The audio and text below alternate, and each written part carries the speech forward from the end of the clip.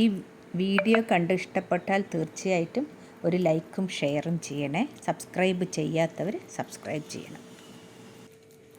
ഇന്ന് ഒരു breakfast recipe ആയിട്ടാണ് വന്നിരിക്കുന്നത്. അതിൻ്റെ ഇൻഗ്രീഡിയൻസ്: ഒരു ഉള്ളി, കുറച്ച് മല്ലിയില,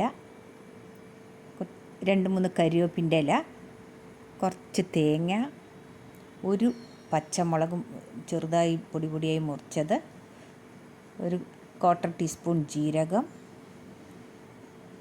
ഉപ്പ് ആവശ്യത്തിന്, പിന്നെ നമ്മൾ പത്തിരിപ്പൊടി, നല്ല മിനുസ പൊടിയുള്ള വാങ്ങാൻ കിട്ടുമല്ലോ, ആ പത്തിരിപ്പൊടി ഒരു 3/4 കട്ടോരി എടുത്തിട്ടുണ്ട്. ഞാനിപ്പോൾ 2 എണ്ണം ഉണ്ടാക്കണതിൻ്റെതാണ് ക്വാണ്ടിറ്റി.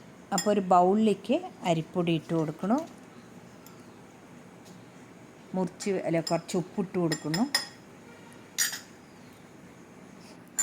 പിന്നെ നമ്മൾ മുറിച്ച് വെച്ച ഉള്ളി, പൊടിയായി മുറിച്ച് വെച്ച ഉള്ളി, മല്ലിയില,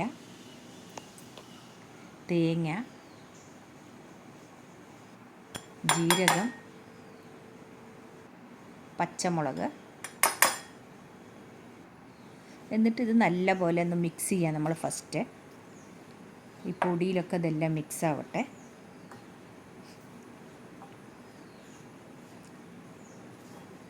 പിന്നെ അതിലേക്ക് നമുക്ക് 1 ടീസ്പൂൺ എണ്ണയോ നെയ്യോ ഒഴിച്ചു കൊടുക്കാം. ഞാൻ അപ്പോൾ വെളിച്ചെണ്ണയാണ് ഒഴിച്ചു കൊടുത്തിരിക്കുന്നത്. എന്നിട്ട് നമ്മൾ ആവശ്യത്തിനുള്ള വെള്ളം ചേർത്ത്, നമ്മളിപ്പോൾ ഇലയിലാണ് ഇത് പരത്താൻ പോണത്, ആ ഒരു പരുവത്തിൽ നമ്മളത് കുഴച്ചെടുക്കണം.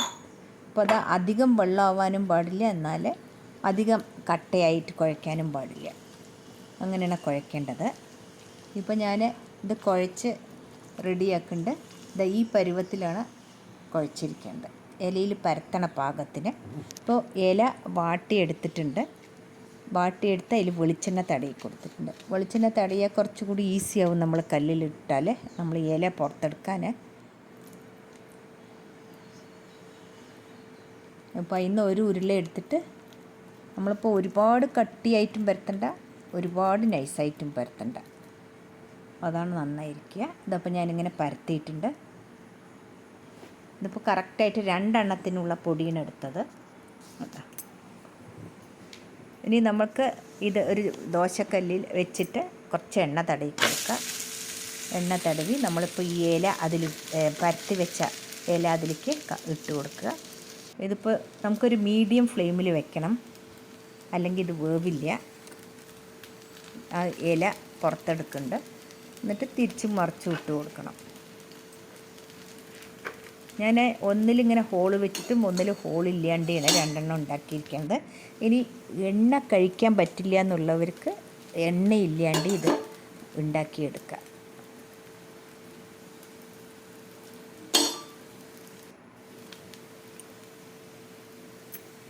ഇത് നമുക്കിപ്പോൾ ഈ ഉള്ളിയും എല്ലാം ഇതിൽ ചേരുന്നത് കൊണ്ട് ഇതൊരു വേറെ ടേസ്റ്റാണ്. ഇതിന് ചട്നിയോ, തക്കാളി ചട്നി നന്നായിരിക്കും, പൊടി നന്നായിരിക്കും, വെറുതെ തിന്നാൻ നന്നായിരിക്കും. ഇപ്പോൾ ഇതെല്ലാം ഉള്ളതുകൊണ്ട്, എരിവും ഉള്ളിയെല്ലാം ഉള്ളതുകൊണ്ട് നമുക്ക് വെറുതെ കഴിക്കാനും നല്ല ടേസ്റ്റാണ്. ഇതിപ്പോൾ ഞാൻ മറിച്ചിട്ട് കൊടുത്തിട്ടുണ്ട്. 2 എണ്ണവും റെഡിയായി. വളരെ എളുപ്പത്തിൽ ഉണ്ടാക്കി കഴിയും. നിങ്ങൾക്ക് ഈ വീഡിയോ ഇഷ്ടപ്പെട്ടാൽ തീർച്ചയായിട്ടും ഒരു ലൈക്കും ഷെയറും കമൻറ്റും ചെയ്യണേ. സബ്സ്ക്രൈബ് ചെയ്യാത്തവർ സബ്സ്ക്രൈബ് ചെയ്യണം. Thank you.